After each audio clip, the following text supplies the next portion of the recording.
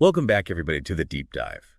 And today we're going to be talking about Creepy World VR. Oh, cool. This is a virtual reality experience that allows you to explore the world of insects and reptiles up close and personal, and it's all the brainchild of entomologist and educator Antonio Gustin, also known as the Bug Whisperer. Yeah, the Bug Whisperer. Fascinating guy. I mean, what's really interesting is how he's blended his passion for bugs with this cutting-edge technology to create this really immersive learning experience. Absolutely. And you know what's so cool is that he didn't start out with virtual reality. This guy has been doing this for years and years. He started with Tony's Creepy Crawly Zoo. And this was a traveling live insect show that captivated audiences for over 25 years. Yeah, over 1 million children saw his live show. I know, it's amazing. That's wild. It's not just some boring lecture, though. This show is dynamic and theatrical. Kids get to be hands-on and really just fall in love with science. It's a perfect example of Gustin's whole educational philosophy in action. He believes that teaching should be fun, and they got to hold these insects like he was inspiring scientific literacy. Yeah, can you imagine being a kid and getting to hold a live tarantula or scorpion? Oh, yeah, absolutely. Like, that's insane. That's the kind of hands-on experience that stays with you forever. And it wasn't just the show. He also created that companion activity book, My Science Diary, to encourage kids to observe, ask questions, think like scientists. Turn play and observation into critical thinking skill. It's brilliant. And, he even created an educational DVD back in 2007. That's right. Who Wants to Be an Entomologist? I remember that one. It won multiple awards, caught the attention of major networks like Discovery Channel and National Geographic. He's turned learning into a real adventure. And that resonates with everybody, but especially kids. But his journey hasn't been easy at all. He's faced some serious challenges. 9/11, the housing bubble burst. Yeah. These were major setbacks that almost ended his career. Yeah, it just shows that even people who are super passionate about their work can still face these massive obstacles. Gustin actually talks about his 40th birthday. He was unemployed and living in his parents' basement. I think that's something a lot of people can relate to. Yeah, definitely. But what's so inspiring is that he never gave up. That's resilience. So what kept him going? What fueled that? The feedback. He would get letters from students, parents, and teachers, all telling him how much his show inspired them and how much they loved science because of him. Wow, that's amazing. Yeah, it was like concrete proof that he was making a difference, even when things were really tough. So we see him rebuilding every time something knocks him down. And it's really driven by this incredible sense of purpose. Then the COVID-19 pandemic hits, which is like nothing he's ever dealt with before. And this is where his story takes a really interesting turn. Yeah, it really does. Because suddenly he can't do in-person shows anymore. So he's forced to rethink the entire Creepy Crawly Zoo experience. But he didn't just want to do some boring old video calls. He saw the potential for virtual to be something so much more. Yeah, he saw the potential in it. He even said, and I'm quoting here, "How you create an engaging personal experience without being there to personally engage." And this really highlights his commitment to connecting with his audience, even in this virtual space. He was determined to find a way to make it work. He wasn't going to compromise. And this is where his interest in virtual reality comes in. You remember all that time he spent studying languages and art? That actually gave him this unique understanding of technology and visual communication. So he already knew about the potential of things like a macro 360 camera to create immersive experiences even when you can't be there in person. Wow. So he had this vision, but it didn't happen overnight, did it? No, not at all. It took years of research and development. He even built his own camera equipment. That's amazing. He didn't wait for someone else to just hand him the solution. He created it himself. Exactly. Incredible. He's got that proactive, problem-solving mindset. And that brings us to the moment when he sees that first macro VR footage. He talks about feeling like he shrunk down to the size of an insect, like he was transported into their world. Wow. He said, "When I saw the first video, I was stunned. I had actually done it." You could just hear the excitement in his voice. Oh, yeah. It's like that spark of discovery, the realization that he'd finally figured it out. But this wasn't just about cool visuals for him. He wanted to do something bigger. And that's where Dan Capps and his amazing insect collection come into the picture. Dan Capps is a legend in the entomology world. His collection was the biggest private collection in the world.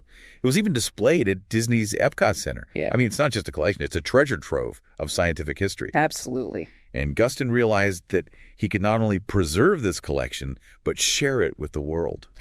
in a way that had never been done before. Using VR as a tool for education and preservation. That's incredible. Yeah. It's the perfect blend of passion and technology. So how did he bring all of this to life? Well, that's where we'll pick up in the next part of our deep dive, so make sure you stay tuned. You won't want to miss it.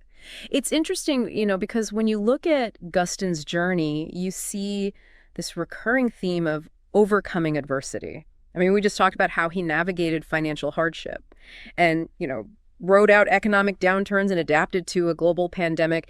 Each challenge kind of forced him to innovate and pushed him closer to virtual reality. It really seems like he embraces those challenges, almost like uses them to fuel his creativity. He was ahead of his time, but then the pandemic hit. Uh-oh. And he had to, like so many educators, find new ways to connect with his audience.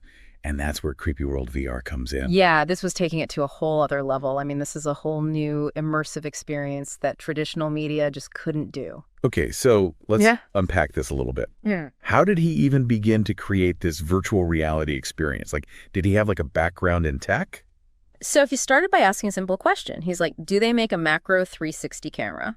Like a fisheye lens. And it turns out they didn't. So he designed his own. What he designed? He spent 2 years researching and developing prototypes, Wow. piecing together technology from various industries. That is really resourceful. It was a testament to his determination. And he finally saw the results shrinking down to insect size inside a terrarium with his tarantula and knew he had something special. I can only imagine. But it's not just about the technology. It's about the content and the educational value. Absolutely. He wanted to create something truly immersive and engaging, something that would inspire scientific literacy in children and adults alike. That's where his collaboration with Brett Waterhouse comes in and Dan Capps. Okay. Waterhouse had expertise in 3D scanning using a Matterport camera. Okay. And Capps, a world-renowned insect collector, provided access to his incredible collection, which had even been featured at Disney's Epcot Center. That's amazing. So can you tell me a little bit about the Matterport technology and how that was used to create this exhibit? It's a 3D scanning technology that captures real-world environments in stunning detail, preserving it digitally for people to explore in virtual reality. It's like stepping into a virtual museum. So that's amazing. What can people actually experience in Creepy World VR? Yeah. What is it like to step inside this virtual world? Yeah. That is so cool. And I hear there's even some interactive elements within this exhibit. Yeah, you can even have a virtual guided tour with Dan Capps himself in certain areas. Oh. He appears as your guide, sharing his knowledge and passion for these creatures. It's like having a personal entomologist walking you through this collection. Exactly. Oh my gosh. It's amazing how technology can bring people together and provide such unique learning opportunities. But it's not just about looking at insects in display cases, right? I understand he's also incorporated his Macro 360 technology to create some truly mind-blowing experiences. Oh, yeah. He's created these macro VR experiences where you actually shrink down to insect size. So you're like 2 inches tall? Yeah, you can be 2 inches tall and stand inside a terrarium with a tarantula. Now that sounds terrifying, but also incredibly cool. Yeah, it is. What other creatures can you encounter in these macro VR experiences? I have virtual terrariums with scorpions, walking sticks, praying mantises, and more. You can explore their habitats from their perspective, getting a whole new appreciation for their incredible adaptations and behaviors. Right. It's a really immersive way to learn about these often misunderstood creatures. So you've got the Capps exhibit, you've got these amazing macro VR experiences, and you've got this virtual nature trail. This sounds like an incredible resource for science enthusiasts, educators, and parents alike. Absolutely. And it's just the beginning. Gustin has ambitious plans to expand Creepy World VR and even a full-fledged gaming version using the Unreal Engine. Wow, a gaming version. That's really interesting. What are his plans for that? He's planning to release the gaming version on Steam VR, making it accessible to a wider audience. That's awesome. He envisions this virtual reality adventure game where you can solve puzzles, complete missions, and learn about insects along the way. Yeah. It's a brilliant way to engage gamers and get them excited about science. I love it. Yeah, it's going to be like a game changer for science education. I mean, imagine kids being able to explore the world of insects and complete these challenges and learn about scientific concepts, all within this fun and engaging game. Yeah, it really blurs the lines between education and entertainment. Right. And that seems to be a recurring theme in Gustin's work, doesn't it?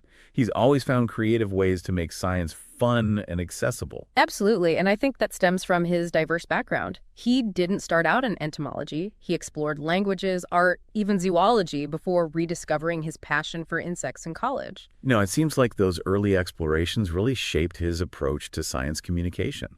He learned how to connect with different audiences, how to tell a compelling story, and how to engage people's imaginations. Absolutely. It's evident in everything he does, from the theatrical presentation of his live show to these immersive narratives and his virtual reality experiences. He understands that science isn't just about facts and figures. It's about sparking curiosity and wonder and a desire to learn more. So I'm curious about that aha moment that led to the creation of Tony's Creepy Crawly Zoo. What inspired him to start a traveling insect show? It was actually a conversation with friends over a few beers, believe it or not. They were reminiscing about their childhood fascination with insects, a fascination that had kind of faded over time. And it hit them. What if they could rekindle that sense of wonder in other kids? Wow. And that conversation planted the seed for what would become, Gustin's life's work. It's amazing how a simple conversation like that can spark such a powerful idea. Yeah. And he really dedicated himself to it.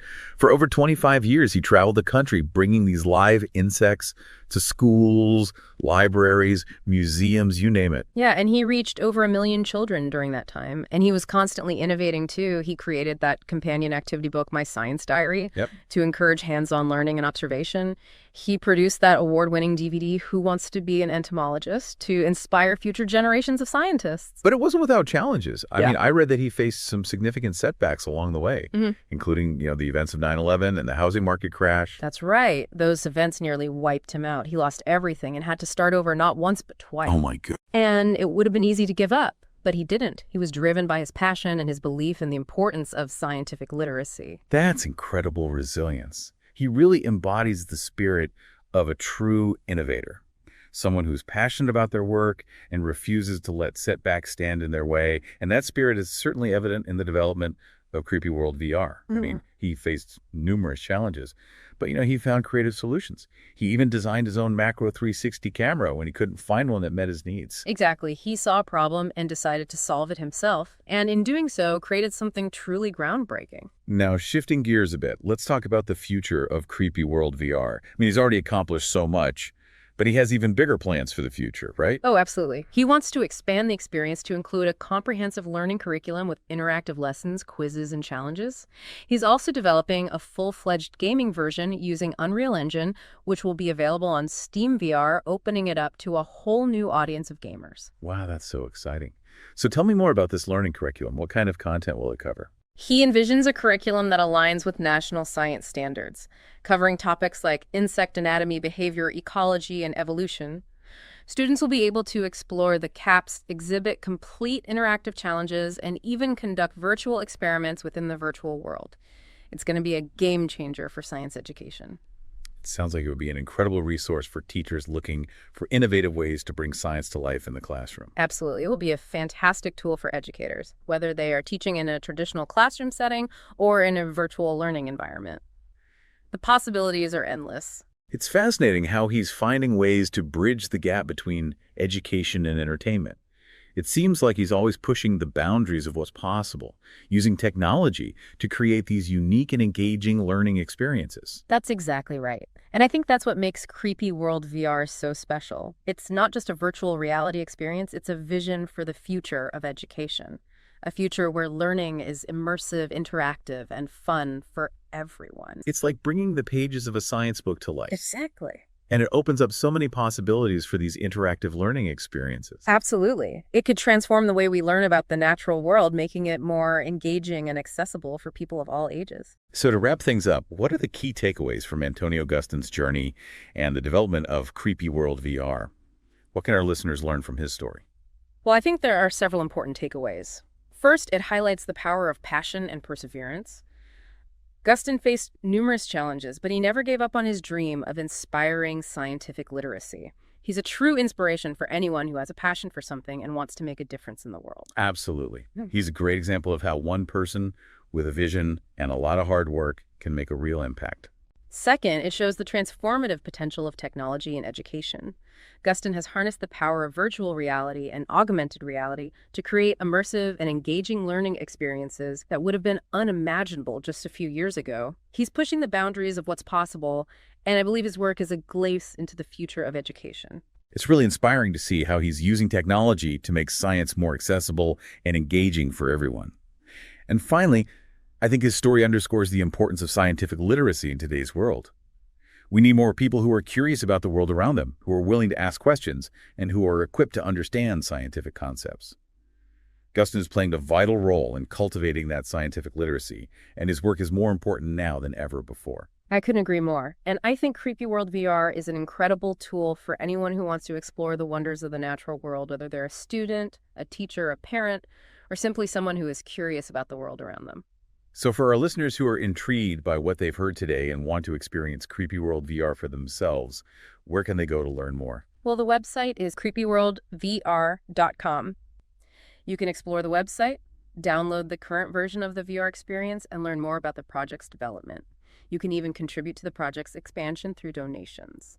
And keep an eye out for that gaming version, which will be available on Steam VR soon. This has been such an insightful deep dive. We've learned so much about Antonio Gustin's journey, the development of Creepy World VR, and the future of science education. It's been a pleasure discussing this fascinating topic with you. Now let's consider something. As we've seen with Gustin's journey, technology can democratize access to knowledge. Absolutely. And then there's the question of critical thinking. While virtual reality can create these incredibly realistic and engaging experiences, it's important to encourage students to question what they see and hear, to think critically about the information presented, and develop their own informed opinions. That's true for any form of media, really. I mean, we need to teach students how to evaluate information, to distinguish between fact and fiction, and to be discerning consumers of media. I believe that the work that Antonio Gustin is doing with Creepy World VR is a positive step in the right direction.